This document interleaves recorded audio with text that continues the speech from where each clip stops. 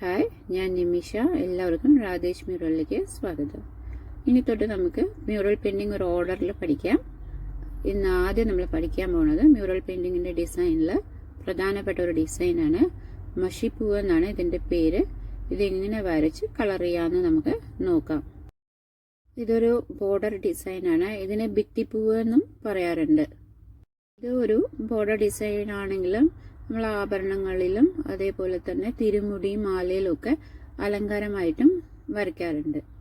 ഈ മഷിപ്പൂവ് പല ഡിസൈൻ ഉണ്ട്. അതിൽ ആദ്യത്തെ ഡിസൈനാണ് ഇന്ന് നമ്മൾ പഠിക്കുന്നത്, അഷ്ടദള മഷിപ്പൂവ്. ഇതൊരു ബോർഡർ ഡിസൈൻ ആയതുകൊണ്ട് അതിന് മെഷർമെന്റ് എടുക്കണം. ബോർഡറിന്റെ അതിന് 2 പാരലൽ ലൈനും ആയിരിക്കണം. 1.5 ഇഞ്ചാണ് അതിന്റെ വിഡ്ത്ത്. ഇനി ഈ 1.5 ഇഞ്ചിനകത്ത് നമ്മൾ 2 ബോർഡർ ലൈൻ ഇടാൻ പോവാണ്.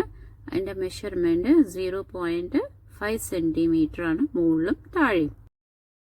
ആ 2 ലൈന് വരച്ച് ബാക്കിയുള്ള ഏരിയയിൽ 3 സെന്റിമീറ്ററിന്റെ സ്ക്വയർ വരയ്ക്കണം. ഓരോ സ്ക്വയറിനകത്തും 0.5 സെന്റിമീറ്ററിന്റെ ഒരു ഗ്യാപ്പും വേണം. ഇനി ഇതിനകത്ത് നമ്മൾ സർക്കിൾ വരയ്ക്കാൻ പോവാണ്. ആ സ്ക്വയറിനകത്ത് സ്ക്വയറിന്റെ എല്ലാ സൈഡും ടച്ച് ആവണ വിധത്തിൽ ഓരോ സർക്കിൾ വരയ്ക്കണം. ഈ സ്ക്വയറിനകത്ത് ഫ്രീ ഹാൻഡായിട്ട് നമുക്ക് സർക്കിൾ വരയ്ക്കാൻ പറ്റുള്ളൂ. അത് പ്രാക്ടീസ് ചെയ്യണം. ഓൾറെഡി ഒരു ഷോർട്സ് ഞാൻ ഇട്ടിട്ടുണ്ട്, എങ്ങനെ സർക്കിളിൻ്റെ ഉള്ളിൽ നമുക്ക് ഈസി ആയിട്ട് ഒരു സ്ക്വയർ വരയ്ക്കാന്നുള്ളത്. അത് നോക്കിയിട്ടൊന്ന് പ്രാക്ടീസ് ചെയ്താൽ മതി. ഇനി അഷ്ടദളം ആയതുകൊണ്ട് നമ്മൾ ഈ സർക്കിളിനെ 8 ഈക്വൽ പാർട്ടായിട്ട് ഡിവൈഡ് ചെയ്യാൻ പോവാണ്. അതും ഫ്രീ ഹാൻഡായിട്ട് തന്നെ ചെയ്യണം. അപ്പം അത് ബുദ്ധിമുട്ടാണെങ്കിൽ സ്കെയിൽ ഉപയോഗിച്ചിട്ട് നമുക്ക് ഈക്വൽ 8 പാർട്ടായിട്ട് ഡിവൈഡ് ചെയ്യാം. എന്നിട്ട് അതിൻ്റെ ഓരോ ലൈനും ഇതുപോലെ ചെറുതായിട്ട് ഒന്ന് വളച്ചു കൊടുത്താൽ തന്നെ നമുക്ക് ഈസി ആയിട്ടുള്ള ഒരു പെട്ടലിൻ്റെ ഷേപ്പ് കിട്ടും. ജസ്റ്റ് ഒന്ന് വളച്ചു കൊടുത്താൽ മതി 2 സൈഡും. ഇപ്പം ഞാൻ ചെയ്യുന്ന പോലെ നല്ലൊരു പെർഫെക്റ്റ് ഫ്ലവറിൻ്റെ ഷേപ്പ് നമുക്ക് വരയ്ക്കാൻ പറ്റും. ഇവിടെ ഞാനിത് ഫുള്ളായിട്ട് വരച്ചിട്ടുണ്ട്. നമ്മൾ ഇനി ബ്ലാക്ക് കളർ കൊടുക്കാൻ പോവാണ്. ലൈനർ ബ്രഷ് എടുക്കുക, ബ്ലാക്ക് ഔട്ട്ലൈന് ആദ്യം വരച്ചു കൊടുക്കുക. വളരെ പതുക്കെ വേണം ചെയ്യാൻ. ഇവിടെ ഞാൻ പേപ്പറിലാണ് വരയ്ക്കുന്നത്, അതുകൊണ്ട് ഔട്ട്ലൈൻ കൊടുത്തിട്ടില്ല. ക്യാൻവാസിൽ വരയ്ക്കുമ്പോൾ ആദ്യം നമ്മൾ റെഡ് ഔട്ട്ലൈൻ കൊടുക്കണം, അതിനുശേഷമാണ് ബ്ലാക്ക് കളർ കൊടുക്കുക. ആ ഫ്ലവറിന്റെ പെറ്റലിനകത്ത് വൈറ്റ് കളറും നമുക്ക് ഷെയ്ഡ് ചെയ്യാം.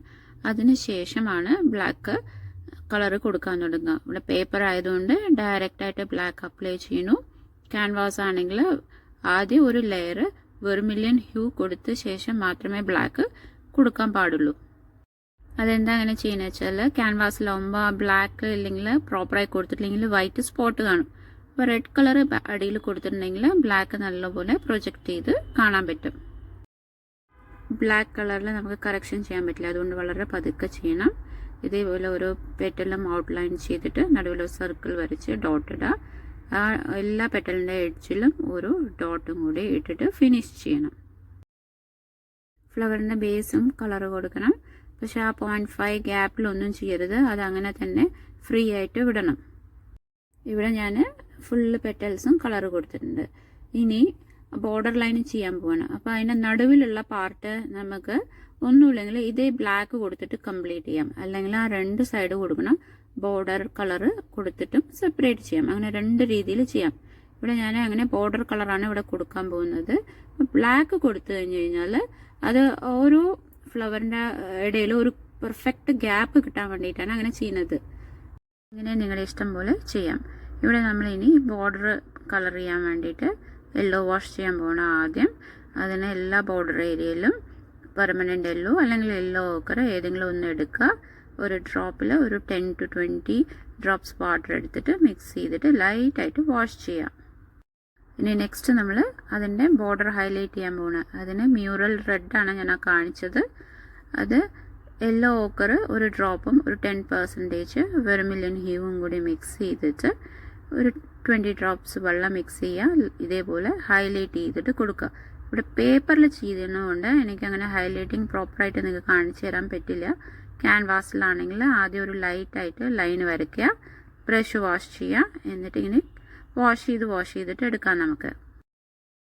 ഇവിടെ ഞാൻ കാണിച്ചു തരുന്നത് ചെറിയ പെയിൻറ്റിങ് ആയതുകൊണ്ടാണ് ഈ പെയിൻറ്റിൻ്റെ അളവ് ഒരു ഡ്രോപ്പ് എന്ന് പറയുന്നത്. വലിയ പെയിൻറ്റിങ് വരയ്ക്കുന്ന സമയത്ത് അതിനനുസരിച്ചിട്ട് പെയിൻറ്റിൻ്റെ അളവ് കൂട്ടണം. യെല്ലോ ഓക്കർ എത്ര എടുത്താലും അതിൻ്റെ 10% ആയിരിക്കണം വെർമിലിയൻ ഹ്യൂ. അതെപ്പോഴും ഓർമ്മയിലിരിക്കണം. ഈ ഡിസൈനിനെ നമുക്ക് ഫാബ്രിക് ഡിസൈനായിട്ട് ഉപയോഗിക്കാം, സാരിയിലൊക്കെ ബോർഡറായിട്ട്. സെയിം മെത്തേഡ് തന്നെയാണ് അതിനും ഫോളോ ചെയ്യേണ്ടത്. വീഡിയോ കണ്ടിട്ട് എന്തെങ്കിലും ഡൗട്ട് ഉണ്ടെങ്കിൽ കമൻറ്റ് ചെയ്താൽ മതി, ഞാനത് ക്ലിയർ ചെയ്തു തരാം. അടുത്ത വീഡിയോയിൽ നമുക്ക് വേറൊരു മഷിപ്പൂവിൻ്റെ ഡിസൈൻ പഠിക്കാം. Thank you so much for watching my videos and supporting me.